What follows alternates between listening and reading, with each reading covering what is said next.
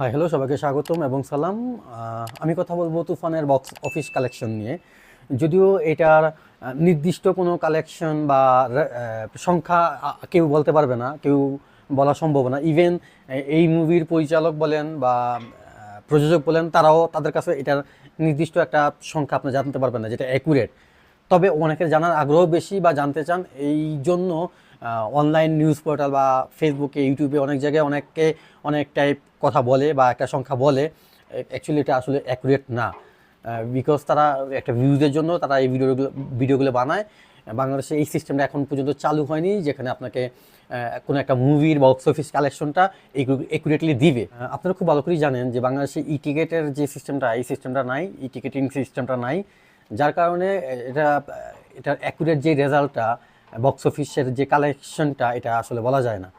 আমি সবাইকে এতটুকু বলবো যে আপনারা যেহেতু এই বক্স অফিস কালেকশনটা জানতে চান, বিভিন্ন ইউটিউবার বলেন বা ফেসবুকে যারা কন্টেন্ট বানায়, তারা এমন একটা ফিগার বলে দেয় যেটা আপনি শুনতে পছন্দ করবেন বা যেটা আপনি বিশ্বাস করবেন বা আপনি যেমনটা শুনতে চান।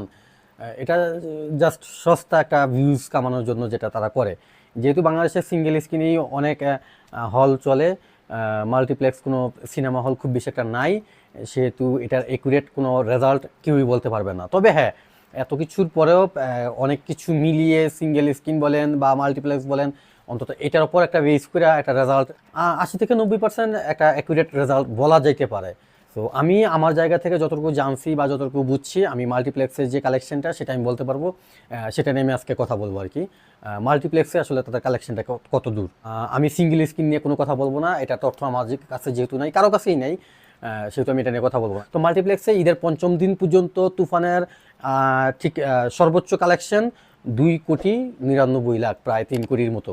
ইভেন তুফানের প্রথম দিনের কালেকশন ছিল 29 লাখ, দ্বিতীয় দিনের কালেকশন ছিল 61 লাখ, তারপর তৃতীয় দিনের কালেকশন ছিল 65 লাখ, এবং চতুর্থ দিনে ছিল 70 লাখ, এবং পঞ্চম দিনে 71 লাখ।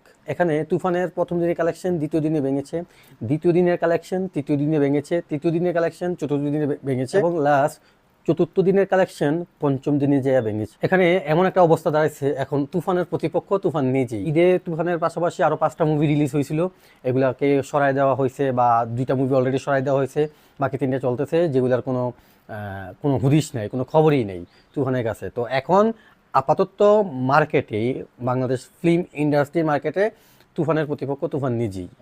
এর সাথে সবচেয়ে মজার বিষয় যেটা হচ্ছে, মাত্র 4 দিনে তুফান রাজকুমারের লাইফ টাইম কালেকশন ওভার করছে, রেকর্ড ভেঙে দিচ্ছে।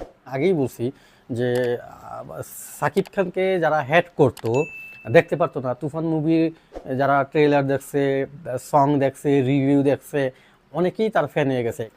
বাংলাদেশের সিনেপ্লেক্সের ইতিহাসে তুফান কিন্তু সবচেয়ে বেশি শো নিয়ে এখন পর্যন্ত চলতেছে।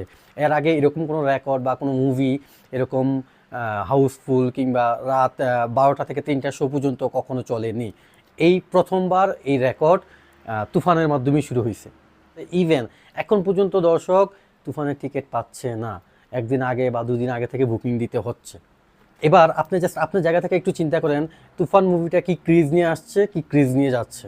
ইভেন এখানে এখন তুফান মুভি নিয়ে যেই রকমের ক্রেজ বাংলাদেশে চলতেছে, এই টাইপ ক্রেজ এর আগে পরে কখনোই বাংলাদেশে হয় নাই।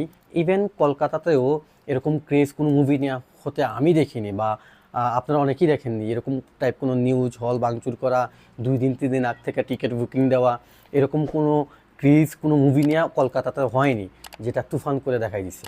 তো আজকে এতটুকুই। তুফান নিয়ে অনেক কথা হইলো, অনেক কিছু বলছি, অনেক কথা হবে আরও, আমি মনে করি আর সামনে দিয়ে। সো সে পর্যন্ত ভালো থাকেন। আমার এই ভিডিওটা যদি আপনি ফেসবুক থেকে দেখে থাকেন, আমার ফেসবুক পেজটা লাইক বা ফলো দিতে পারেন।